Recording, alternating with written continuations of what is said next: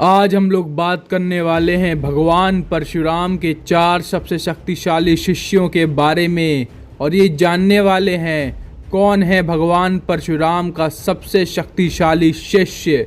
तो चलिए ये वीडियो शुरू करते हैं। जय परशुराम।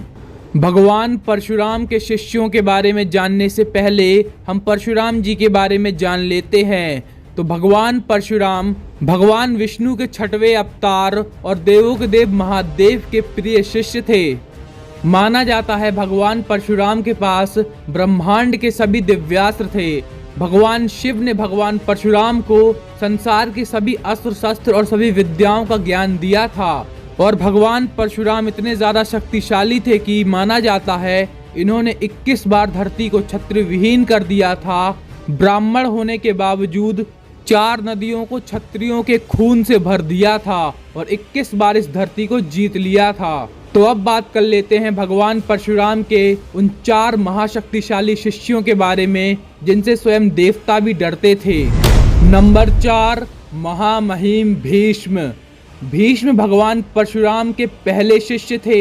महामहिम भीष्म माता गंगा और महाराज शांतनु के पुत्र थे। माना जाता है कि भीष्म इतने ज़्यादा शक्तिशाली थे कि एक बार तो इन्होंने भगवान परशुराम तक को बराबरी की टक्कर दी थी। गंगा पुत्र भीष्म का असली नाम देवव्रत था, परंतु कभी जीवन में शादी ना करने की और कभी राजा ना बनने की भीषण प्रतिज्ञा लेने की वजह से उनका नाम महामहिम भीष्म पड़ा था।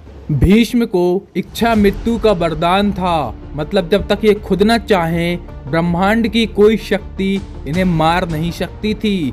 महामहिम भीष्म की शक्तियों का अंदाजा आप इस बात से लगा सकते हैं कि इन्होंने स्वयं भगवान परशुराम को भी युद्ध में टक्कर दी थी और रणभूमि में इनको मारने के लिए अर्जुन समेत 5 पांडवों को छल करना पड़ा था और शिखंडिनी को आगे खड़े करके उसके पीछे से तीर चलाकर निहत्थे योद्धा भीष्म को मारना पड़ा था। नंबर 4, महागुरु द्रोणाचार्य। द्रोणाचार्य ऋषि भरद्वाज के पुत्र थे और बिना मां के एक द्रोण के अंदर जन्म लेने के कारण इनका नाम द्रोणाचार्य पड़ा था।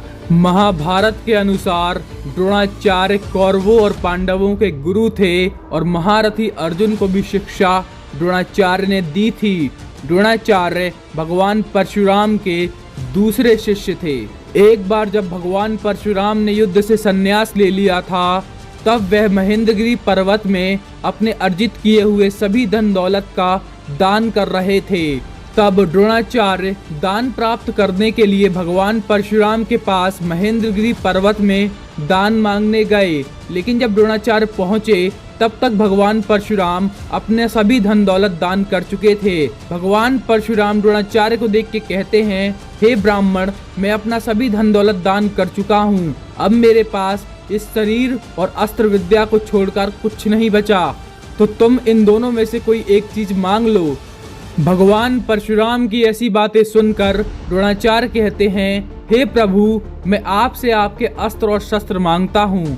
तब भगवान परशुराम द्रोणाचार्य को वरदान के रूप में अपने अस्त्र शस्त्र दे देते हैं। नंबर 2, सूर्यपुत्र कर्ण।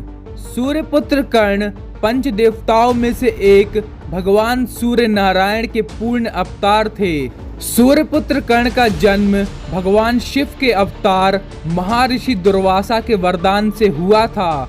महर्षि दुर्वासा के वरदान का इस्तेमाल करके माता कुंती ने भगवान सूर्य नारायण का आवाहन किया था और एक महातेजस्वी अपराजय महावीर पुत्र की कामना की थी जिसको संसार की कोई शक्ति युद्ध में परास्त ना कर सके।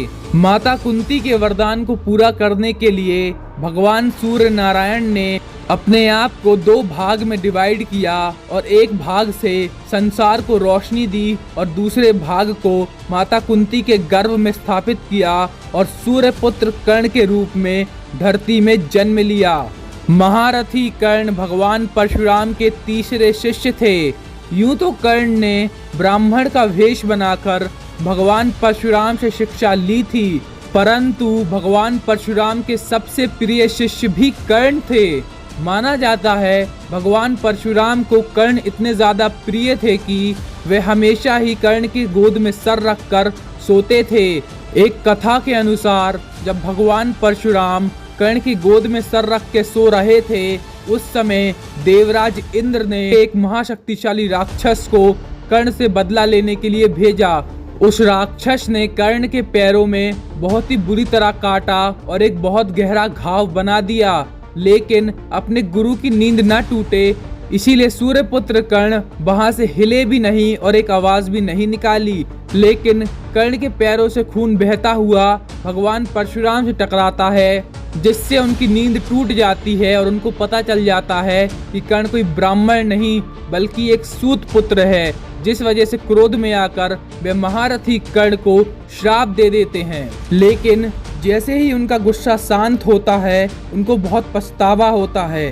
कर्ण उनको बहुत ही ज्यादा प्रिय थे, इसीलिए वह सूर्यपुत्र कर्ण को भगवान शिव का विजय धनुष दे देते हैं। और महाभारत के अनुसार केवल कर्ण ही एक ऐसे शिष्य थे भगवान परशुराम के, जिनको उन्होंने भगवान शिव के और अपने सभी दिव्यास्त्र दिए थे।